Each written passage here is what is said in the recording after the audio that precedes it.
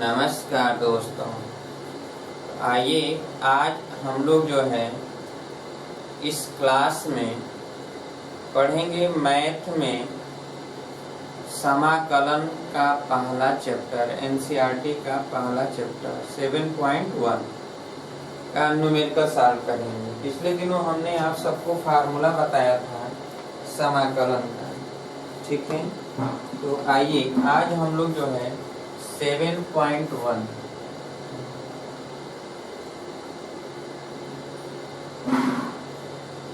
प्रश्नावली 7.1 का numerical solve करेंगे पहला, ठीक है।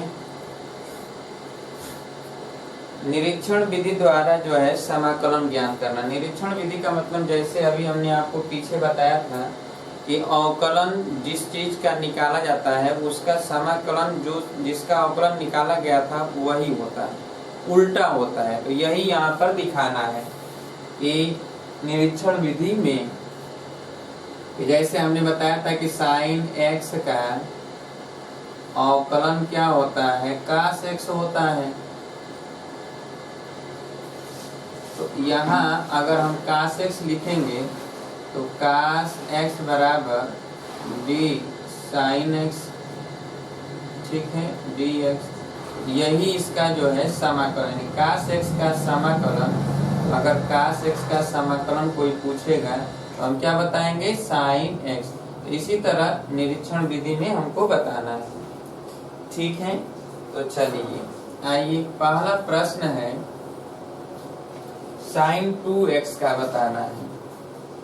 साइन 2x का इंटीग्रेशन आपको करना है समाकलन, लेकिन निरीक्षण विधि से करना है। तो कैसे हम करेंगे, तो देखिए जब यहाँ साइन 2x है तो हमें पता है कि साइन जो है कास का आता है। आप देखिए यहाँ पे कास 2x, यहाँ पे देखिए कास 2x का अगर हम डिफरेंशिएट करेंगे तो पहले 2x के सापेक्ष करेंगे। तो अगर cos 2x का dx के सापेक्ष करेंगे तो क्या आएगा, यहाँ पे आएगा sin 2x minus sin 2x आएगा cos 2x का, और यहाँ पे क्या हो जाएगा माइनस sin 2x और 2x का 2, तो यहाँ पे क्या आया माइनस 2 sin 2x आया। इसका मतलब है कि केवल अगर यहाँ sin 2x रखते तो sin 2x अगर रखते तो यहाँ पे आता माइनस 1/2 और d cos 2x, यही तो आता है ना, अपन dx। इसका मतलब ये है कि sin 2x का समाकलन, sin 2x का समाकलन इंटीग्रेशन माइनस 1/2 cos 2x होगा। आई बात समझ में? तो सॉल्व कर लीजिए इसको।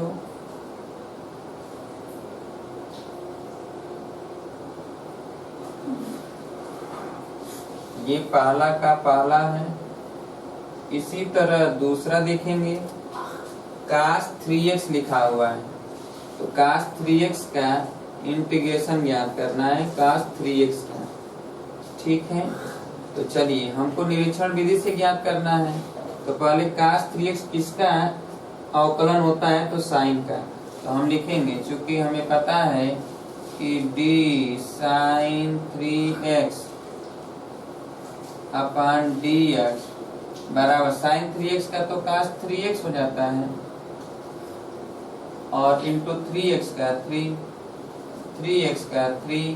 तो अब यहाँ पे जब इधर cos 3x लिखेंगे, cos 3x, तो यहाँ पे क्या हो जाएगा 1/3 और d sin 3x अपन dx। इसका मतलब cos 3x का जो समाकलन होगा, अर्थात cos 3x का जो समाकलन है, cos 3x का समाकलन वह 1/3 sin 3x है, ठीक है। इसी तरह अगर e⁻²x है, e⁻²x तीसरा, e to the power 2x, तो e to the power 2x हम देखेंगे कि e to the power 2x किसका अवकलन है। तो चलिए इसका हमें समाकलन ज्ञात करना है, ये फाइंड करना है। तो हम यहाँ पर e to the power 2x, तो अगर हम e to the power 2x का डिफरेंशिएट करते हैं तो देखिए यहाँ पे क्या आएगा, e to the power 2x का 2x के सापेक्ष और 2x का x के सापेक्ष, तो 2 हो जाएगा। इसका मतलब ये है कि यहाँ पर आ गया 2, तो अब यहाँ पर हम लिखेंगे e to the power 2x बराबर 1/2 और e to the power 2x dx। इसका मतलब e to the power 2x का जो समाकलन होगा, e to the power 2x का जो समाकलन होगा वह हो जाएगा 1/2 e to the power 2x। ठीक है, ये तीसरा है, जल्दी से कर लीजिए।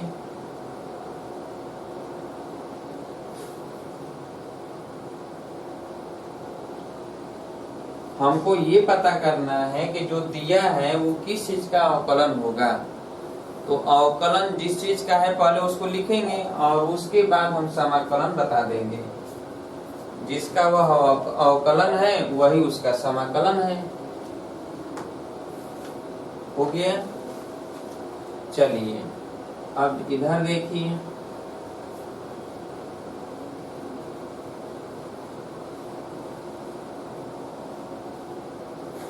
चौथा है, इसी का चौथा नंबर है।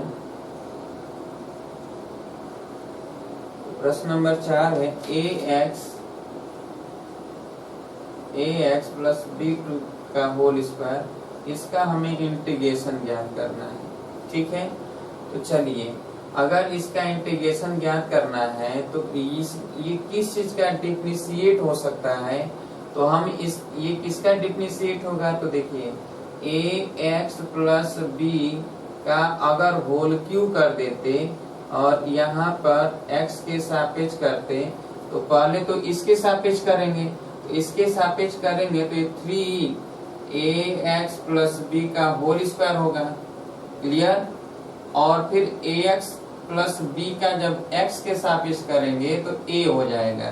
इसका मतलब ये है कि ax प्लस b का होल स्क्वायर बराबर हो जाएगा, ये 3 और a नीचे चला जाएगा, इधर आएगा तो 1/3a और लिखेंगे d ax प्लस b का होल क्यू अपॉन dx। इसका मतलब ये है कि जो समाकलन होगा ax प्लस b का होल स्क्वायर का जो समाकलन होगा, ax प्लस b का होल स्क्वायर का जो समाकलन होगा वो 1/3a और ये हो जाएगा ax प्लस b का होल क्यूब। ये आंसर होगा। ये था चौथा नंबर, सॉल्व कर लीजिए।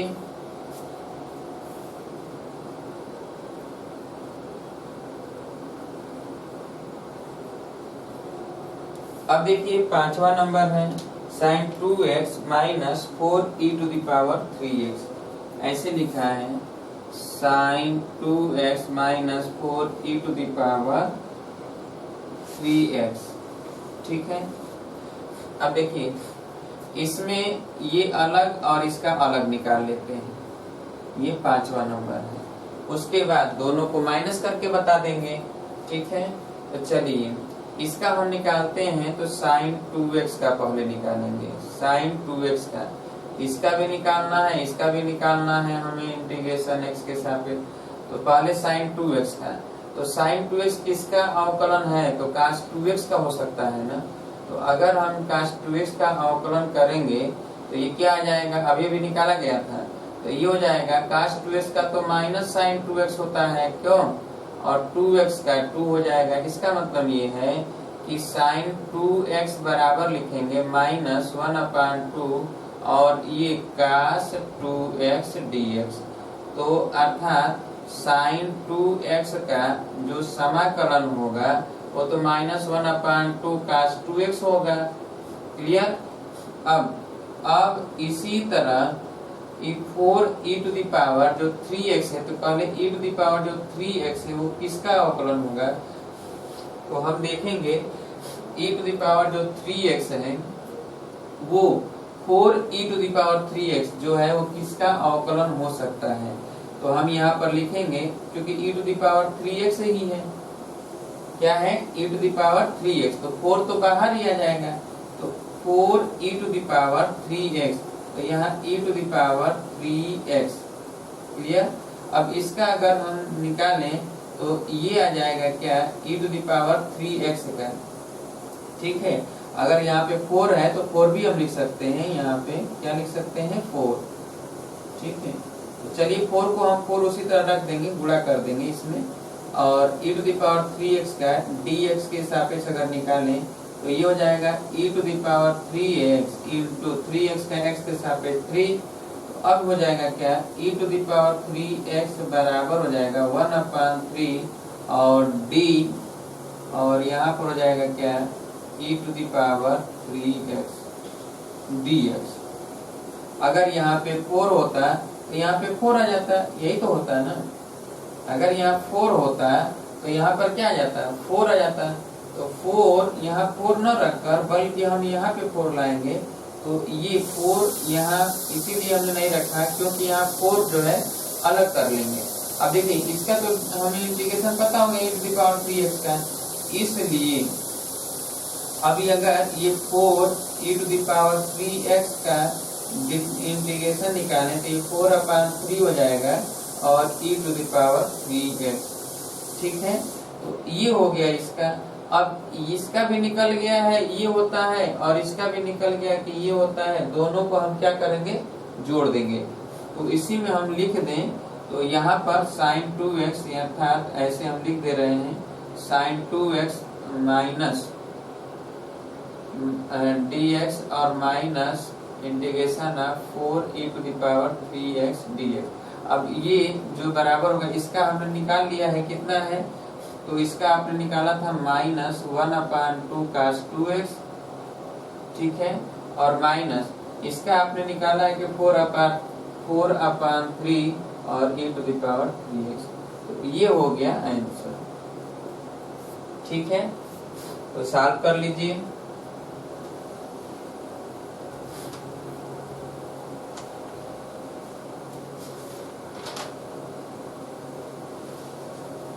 चलिए अब देखते हैं ये 6 नंबर।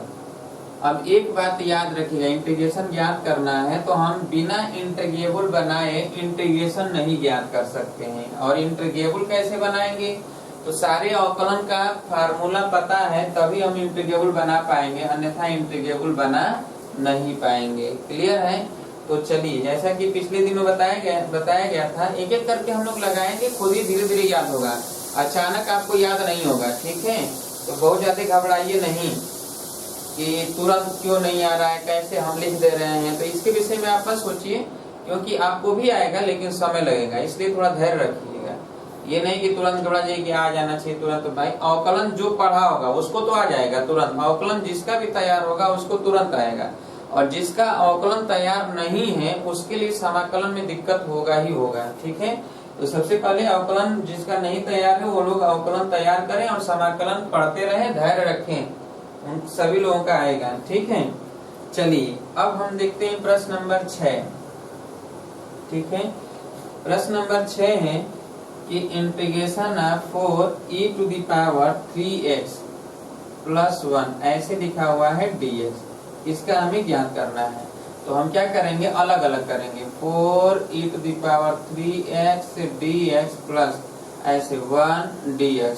एक बात याद रखिएगा, 1 का समाकलन x होता है, ठीक है, और 4 तो पहले आ जाएगा, और e⁻3x का जो समाकलन होगा वो तो e⁻3x/3 हो जाएगा। इसका समाकलन हो जाएगा e⁻3x/3 और प्लस इसका हो जाएगा x। क्लियर। तो लिख लीजिए इसको, और प्लस c लिखना ना भूलिएगा। ये था 6 नंबर। 7 नंबर देखिए, लिखा हुआ है x² integration of x² 1 minus 1/x² dx।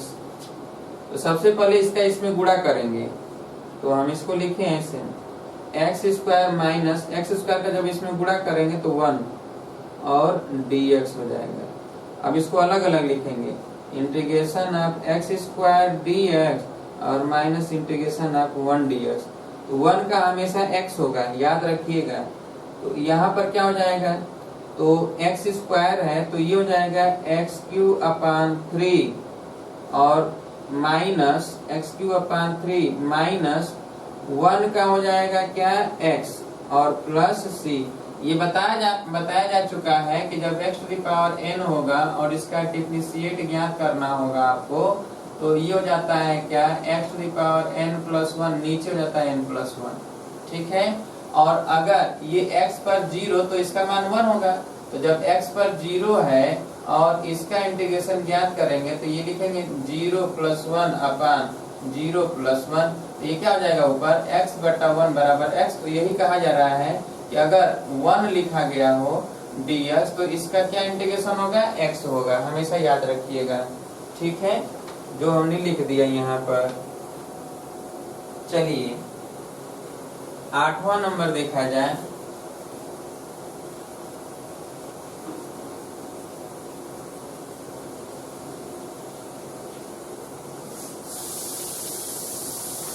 आठ नंबर हम लोग देखेंगे, प्रश्न number 8, integration of ax square plus bx plus c dx। ठीक है, तो चलिए अलग अलग ज्ञात करना होगा, ax स्क्वायर का अलग और प्लस bx का अलग और प्लस c का अलग। ठीक है, तो आप जानते हैं कि जो भी अचर पद होता है वो बाहर आ जाता है, यानी इसको हम ऐसे लिखेंगे a और इसको x square dx plus b x dx plus c ऐसे dx। यहाँ 1 है, कुछ नहीं है। तो अब देखिए a और इस x स्क्वायर का क्या हो जाएगा, तो 2 प्लस 1 अपान 2 प्लस 1 और b x का क्या हो जाएगा, x पर 1 प्लस 1 अपान 1 प्लस 1 और c और यहाँ पे हो जाएगा x और प्लस यहाँ कांस्टेंट। तो ये हो जाएगा क्या, ax क्यू अपान 3 plus bx square upon 2 plus cx और प्लस कैपिटल C। यही इसका इंटीग्रेशन हो गया। तो सॉल्व कर लीजिए। ये 8 नंबर था।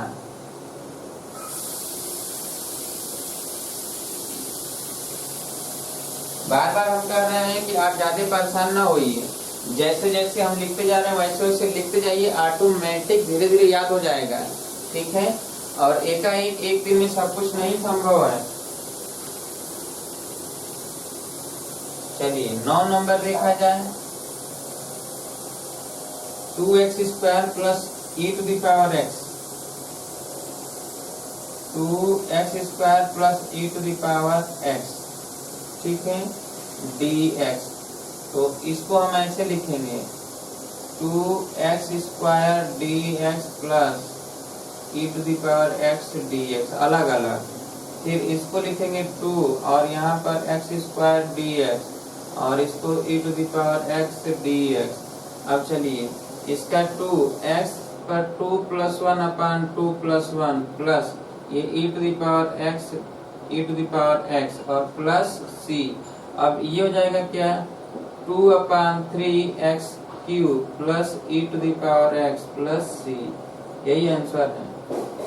प्रश्न नंबर 9। चलिए प्रश्न नंबर 10 देखेंगे। बिना इंटीग्रेबल बनाए नहीं इंटीग्रेशन ज्ञात किया जा सकता है किसी का भी। अंत तक हम लोग पढ़ेंगे, इंटीग्रेशन में इंटीग्रेबल बनाना पड़ेगा। यही आपको सीखना है कि कैसे इंटीग्रेबल बनाया जाता है। अगर आपको इंटीग्रेबल बनाने आ गया तो इंटीग्रेशन आप निकाल लेंगे। यही हमें सीखना है और ये तभी संभव है जब हमें अवकलन पता हो, इसलिए अच्छी तरह से अवकलन तैयार करना जरूरी है। ठीक है, चलिए यहाँ पे हम बताते रहेंगे, घबराइएगा नहीं आप लोग। ठीक है, 10 नंबर आइए, क्या है कि इंटीग्रेशन आप लिखा हुआ है root x minus 1 upon root x का होल स्क्वायर dx। ठीक है। चलिए इसका वर्ग करेंगे तो क्या होगा, इसका वर्ग करेंगे तो वर्ग हम करेंगे तो इसका हो जाएगा x और प्लस इसका हो जाएगा 1/x, ठीक है, और minus 2 into root X into 1/√x तो कट जाएगा और dx। अब सबका अलग अलग हो जाएगा, ठीक है। तो इसका अलग निकालेंगे x dx प्लस इसका अलग 1/x dx और माइनस इसका अलग 2 dx, ठीक है। x का हो जाएगा x पर 1 + 1/1 + 1 और इसका हो जाएगा log ऑफ x, 1/x का log ऑफ x होता है और माइनस ये 2x हो जाएगा और प्लस c, तो ये हो जाएगा क्या x² / 2 और प्लस log ऑफ x और माइनस 2x प्लस c लिखना नहीं बोलना है, याद रखिएगा। 1/x किसका अवकलन होता है, log x का। अब ये ना करिएगा कि -1 पर है x पर -1 तो पावर +1 करेंगे तो x पर तो 0 हो जाएगा ना, तो गड़बड़ कर जाएंगे, याद रखिएगा। log x होता है, ठीक है, 1/x का log x। चलिए 11 नंबर देखा जाए, ये 10 नंबर था, 11 नंबर देखा जाए। 11 नंबर दिया गया है x³ + 5x² - 4/x² dx, ठीक है। सबसे पहले इसको इंटीग्रेबल बनाएंगे, अलग अलग कर लेते हैं, x³/x², ठीक है, और प्लस 5x² - 4/x² dx, ठीक है। आप समझते जाइए कैसे करेंगे, इसी तरह आपको करना होगा। अब इसमें भाग देंगे तो ये x हो जाएगा, ये +5 होगा माइनस 4x पर -2 होगा dx, ठीक है। अब अलग अलग सबका इंटीग्रेबल ज्ञात करेंगे तो x dx plus 5 dx minus 4 और x पर -2 dx। अब चलिए इसका ज्ञात करेंगे तो x पर 1 + 1/1 + 1 और प्लस 5 यहाँ पर हो जाएगा x माइनस 4 और x पर -2 + 1/-2 + 1 और प्लस c। अब यहाँ पर जाएगा x² / 2 प्लस 5x और माइनस ये हो जाएगा 4 और 4/-2 + 1 तो -1 और माइनस माइनस को गुणा हो जाएगा तो प्लस हो जाएगा, x पर -1 -2 + 1 -1 तो नीचे हो जाएगा 4/x, ठीक है, और प्लस c। यही हो जाएगा आंसर। सॉल्व कर लीजिए जल्दी से, 11 नंबर है ये। 12 नंबर देखिए, ठीक इसी तरह 12 नंबर है।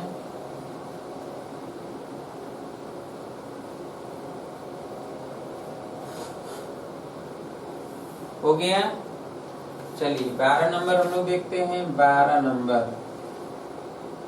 कहा जा रहा है कि x³ + 3x + 4 x³ + 3x + 4 √x dx, ठीक है। चलिए यहाँ पे क्या होगा कि ये x पर 1/2, ठीक उसी तरह करेंगे, x पर 3/x पर √x तो यानी 1/2 प्लस 3x/x पर 1/2 प्लस 4/x पर 1/2 और dx अलग अलग हमने कर दिया, ठीक है। तो यहाँ पे क्या हो जाएगा, x पर 3 - 1/2 3 - 1/2 और प्लस यहाँ पे हो जाएगा 3x पर 1 - 1/2 और प्लस 4x पर -1/2 dx। अब हम अलग अलग सबका इंटीग्रेशन ज्ञात कर लें, ये तो 2 3 6 6 में से एक जाएगा 5/2 तो x पर यहाँ 5/2 होगा, ठीक है, dx और प्लस 3x पर 1/2 dx और प्लस यहाँ पे क्या हो जाएगा 4 इंटीग्रेशन ऑफ x पर -1/2 dx, ठीक। अब सबका हम ज्ञात कर लें तो इसका ज्ञात करेंगे तो x to the power 5/2 plus 1, तो नीचे भी 5/2 प्लस 1 लिखेंगे, प्लस 3 और x पर 1/2 प्लस 1, तो नीचे भी 1/2 प्लस 1 लिखेंगे, प्लस 4 और x पर -1/2 प्लस 1, तो नीचे भी -1/2 प्लस 1 लिखेंगे, और प्लस c। अब ये लिख दिया जाए तो 5 2 7/2, तो यहाँ भी तो 7/2, तो ये 2/7 और x पर 7/2, प्लस यहाँ पे 2 1 3, 3 से 3 कट जाएगा, 2 चला जाएगा ऊपर 2, और ये हो जाएगा x पर 3/2, प्लस अब यहाँ पे क्या हो जाएगा 1/2, 2 ऊपर जाएगा, 2 चौके ये 8 हो जाएगा, क्यों, और 1 रह जाएगा नीचे, और यहाँ पे क्या जाएगा 2 में से गया तो 1/2, यानी x पर 1/2 प्लस c। यही हो गया आंसर। ठीक है, सबका अलग अलग। ये था 12 नंबर। आइए 13 नंबर देखा जाए।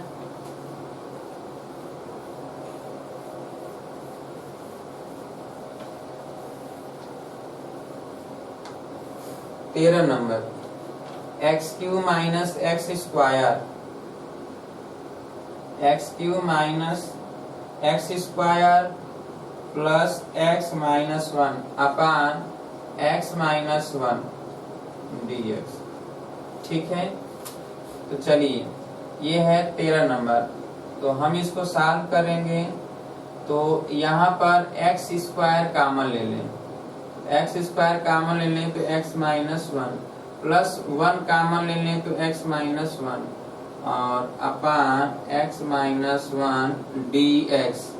ठीक है, अब यहाँ पे क्या हो जाएगा x स्क्वायर, और ये x माइनस 1 कॉमन ले लें ऊपर, x माइनस 1, तो x स्क्वायर प्लस 1, नीचे है x माइनस 1 dx, अर्थात इसी से इसमें भाग देना है। x माइनस 1 कट गया, तो बचेगा क्या, x स्क्वायर प्लस 1 dx। अब देखिए इंटीग्रेबल बन गया, अब इसका अलग अलग निकाल लेंगे, x स्क्वायर का अलग निकालेंगे और 1 का अलग निकालेंगे, तो x स्क्वायर का हो जाएगा x पर 2 प्लस 1 अपान 2 प्लस 1, और प्लस 1 का हो जाएगा x प्लस c।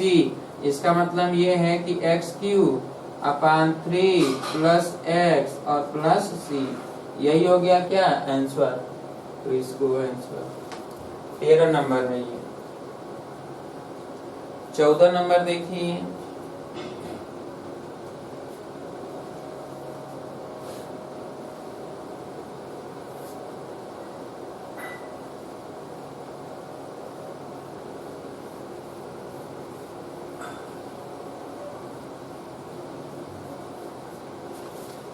नंबर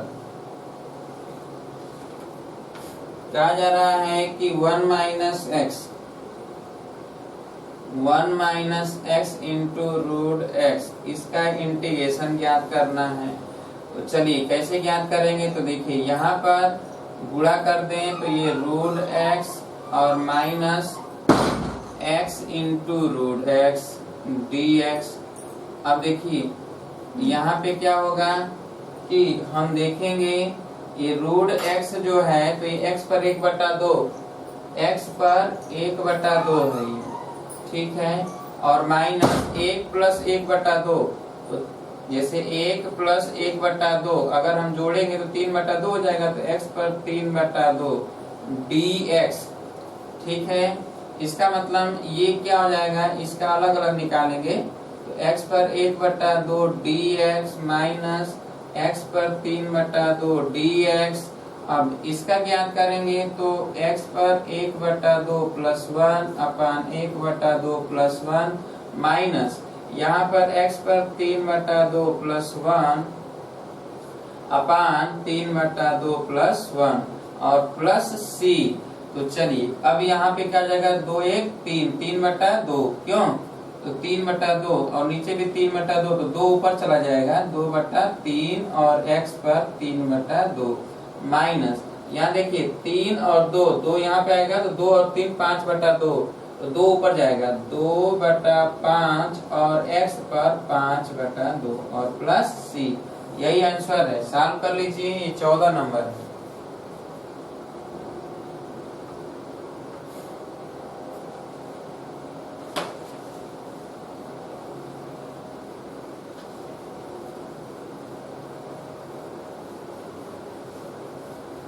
हो गया, जल्दी से सॉल्व कर लीजिए।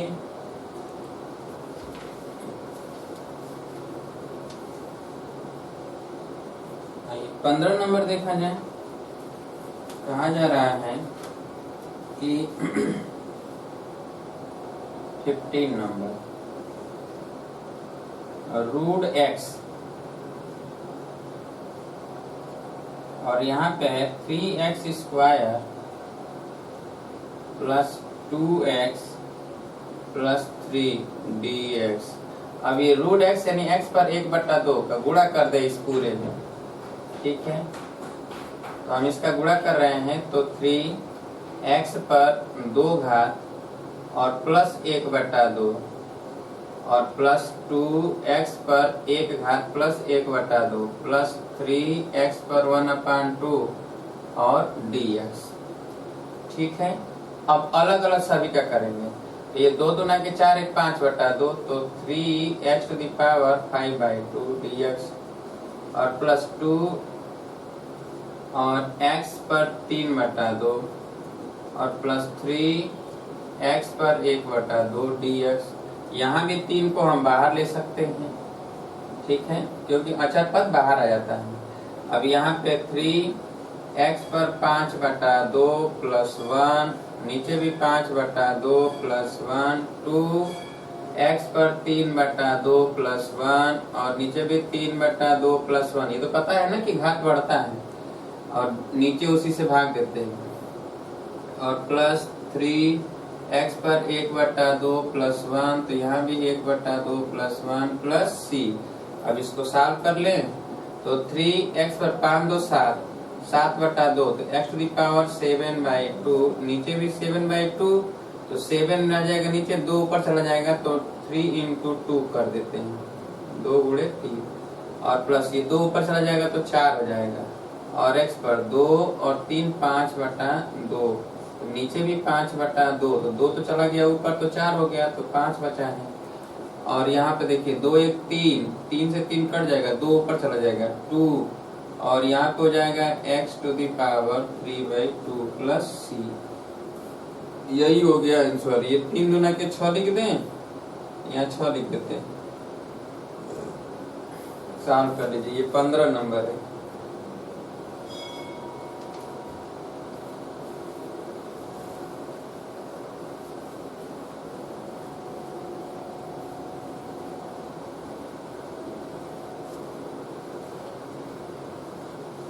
चलिए 16 नंबर देखा जाए।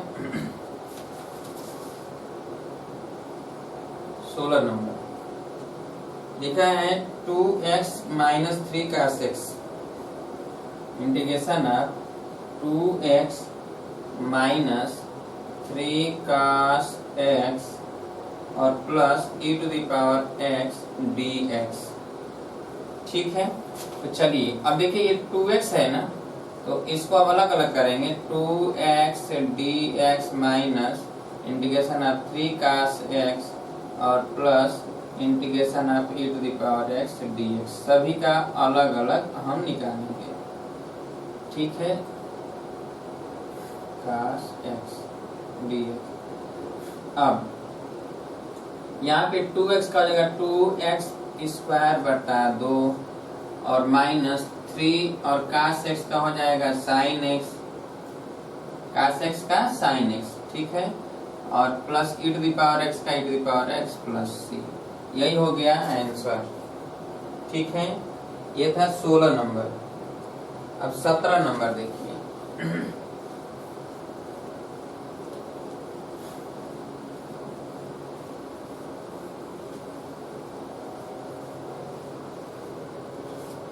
नंबर लिखा है integration of 2x square minus 3 sin x plus 5 root x dx। ठीक है, तो चलिए इसका अलग अलग करेंगे। ये हो जाएगा 2x स्क्वायर dx माइनस ये 3 sin x dx और प्लस 5x पर 1/2 dx। चलिए इसका हो जाएगा 2x पर 2 प्लस 1 तो नीचे भी 2 प्लस 1 माइनस 3 साइन x का क्या होता है माइनस कास x, तो माइनस कास x और प्लस ये 5 और x पर 1/2 प्लस 1 तो नीचे भी 1/2 प्लस 1 प्लस c। अब देखिए ये 2 1 3 तो 2/3 और x पर हो गया 3 माइनस में माइनस गुणा हो जाएगा प्लस 3 कास x और प्लस 5 2 1 3 2 चला जाएगा ऊपर 2 5 10 10/3 और x to the power 3/2 plus c। यही हो गया आंसर। सॉल्व कर लीजिए।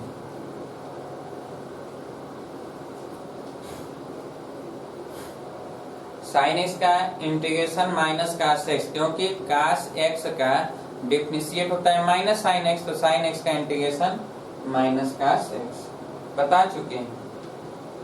चलिए 18 नंबर देखा जाए।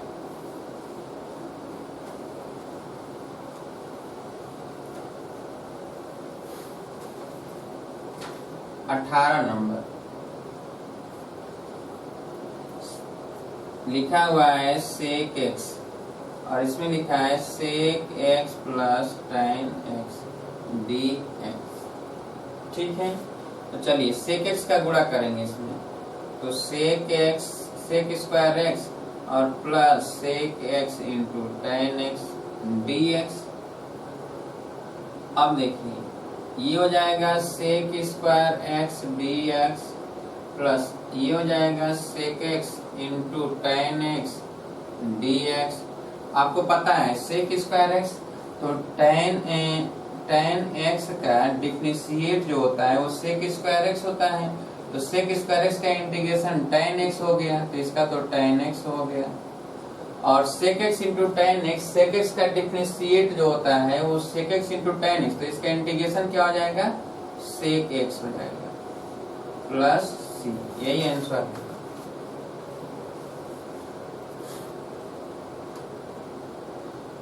अगला है 19 नंबर।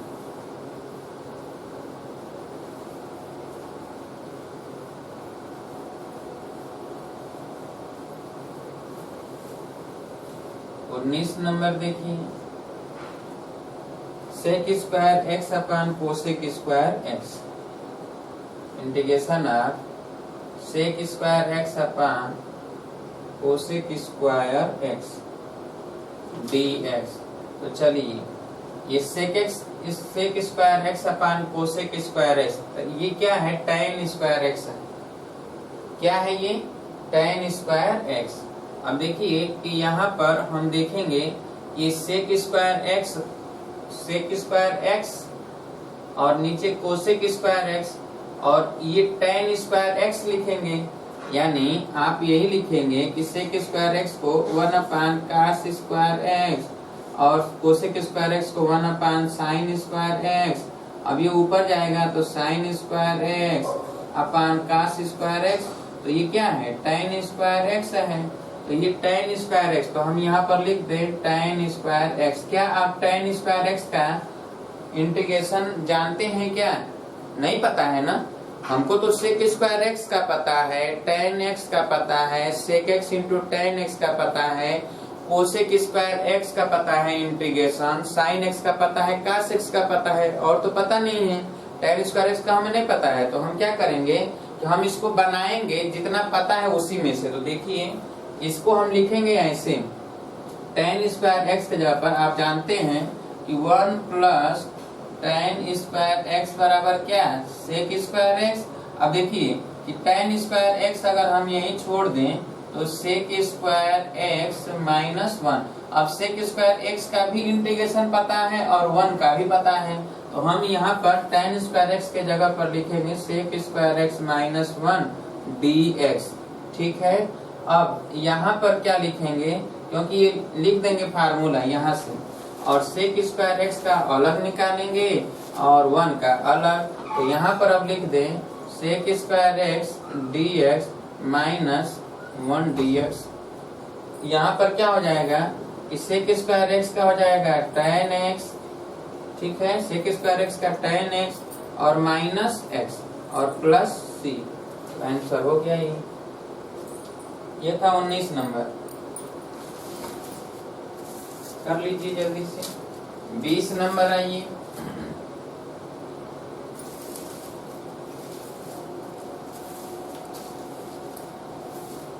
बीस number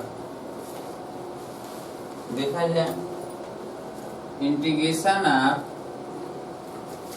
2 minus 3 sine X, 2 minus 3 sine X upon cos square x dx। तो पहले हम इसको इंटीग्रेबल बनाएंगे। तो देखिए हम बना रहे हैं 2 अपान कास स्क्वायर एक्स अलग लिख दे और माइनस 3 और sign X upon cos square x है, तो इसको लिख दे कास एक्स इंटू 1 अपान कास एक्स। क्यों, कोई दिक्कत होगा क्या अगर हम ऐसे लिख दिए? तो ये तो वही चीज है, केवल हमने सरल कर दिया, थोड़ा बना लिया, क्योंकि इंटीग्रेशन ज्ञात करना है। तो अब चलिए यहाँ पर क्या है कि इंटीग्रेशन, तो ये 2 सेक स्क्वायर एक्स हो गया, इसका भी पता है सेक स्क्वायर एक्स का। और यहाँ पे देखिए कि ये साइन एक्स अपान कास एक्स, तो tan एक्स हो गया। क्यों, तो 3 tan एक्स और ये क्या है सेक एक्स, तो इसका भी पता है आपको, और dx। ठीक है, अब देखिए इंटीग्रेबल बन गया, सबका इंटीग्रेशन पता है। तो 2 और sec square x dx minus 3 और इसको लिखते हैं sec x into tan X dx। अब चलिए सेक स्क्वायर एक्स का हो जाएगा tan एक्स, यहाँ tan एक्स माइनस 3 और sec x into tan X का सेक एक्स, इसको सेक एक्स प्लस c। यही आंसर है। हमें केवल इतना ध्यान रखना है कि बनाना है इंटीग्रेबल। इंटीग्रेबल बन गया तो आप लगा लोगे। 21 और 22 जो है मौखिक है, ये तो आप बता लेंगे। रूट एक्स और 1 अपान रूट एक्स का प्रति अवकलज अर्थात इंटीग्रेशन। तो रूट एक्स है तो x पर 1/2, तो 3/2 हो जाएगा, 1/2 प्लस 1, तो 3/2 यानी 2/3 और x टू द पावर 3/2, यही हम लिखेंगे ना। और यहाँ पे 1 अपान रूट एक्स है, तो रूट एक्स यानी नीचे है, तो x पर 1/3 माइनस 1/2, तो प्लस 1 करेंगे, तो माइनस 1/2 प्लस 1 यानी प्लस 1/2, अर्थात हो जाएगा कि 2/x 2 और x पर 1/2। 21 और 22 नंबर इसी तरह है। उम्मीद है कि 21 और 22 तो साथ कर लेंगे, ऑप्शनल प्रश्न है। ठीक है, सब मौखिक है, कुछ आप भी करिए। अब देखिए हम लोग जो है, ये था एनसीईआरटी का 7.1 के 20 प्रश्नों का सलूशन हमने किया। ठीक है, अब आगे हम लोग पढ़ेंगे समाकलन के प्रकार, कितने प्रकार के समाकलन, कैसे कैसे समाकलन ज्ञात किया जाता है, कितने प्रकार के होते हैं। तो 3 प्रकार के मुख्यतः होते हैं। प्रतिस्थापन समाकलन, ठीक है, प्रतिस्थापन समाकलन, आंशिक भिन्नों द्वारा समाकलन और खंडशः समाकलन। तो ये तीनों समाकलन के विषय में हम लोगों को अच्छी तरह से पढ़ना है, और जब ये अच्छी तरह से जान जाएंगे तब हम लोग निश्चित समाकलन पढ़ेंगे, फिर पढ़ेंगे समाकलन का अनुप्रयोग, उसके बाद पढ़ेंगे अवकल समीकरण। तो जो अवकल समीकरण है वो भी समाकलन ही है। और उसके बाद हम लोग पढ़ेंगे सदिश, सदिशों का योग, सदिशों का गुणनफल, ये पढ़ेंगे। फिर त्रिविमीय पढ़ेंगे सदिश, यानी 3D पढ़ा जाएगा। उसके बाद प्रायिकता है आप लोगों के लिए। ठीक है, तो इतना पढ़ना है जो महत्वपूर्ण है। बहुत ही अच्छा टॉपिक है इस पूरे भाग में। हालांकि पूरा के पूरा मैथ ही आप लोगों का अच्छा है, जो नया है आप सबके लिए नया है, नई चीज है जो कि सीखने में बहुत मन लगता है।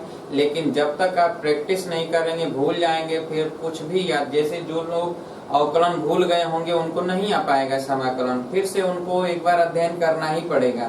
तो जितने लोग अवकलन नहीं पढ़े हैं वो एक बार अवकलन जरूर पढ़ लें। जिनके पास लिंक नहीं है अवकल समीकरण का, अवकलन का पूरा अवकलन का डेरिवेशन का, तो हमसे कह दें तो हम लिंक उनको भेज देंगे। क्लियर है, ताकि वो पूरा का पूरा अवकलन पढ़ लें।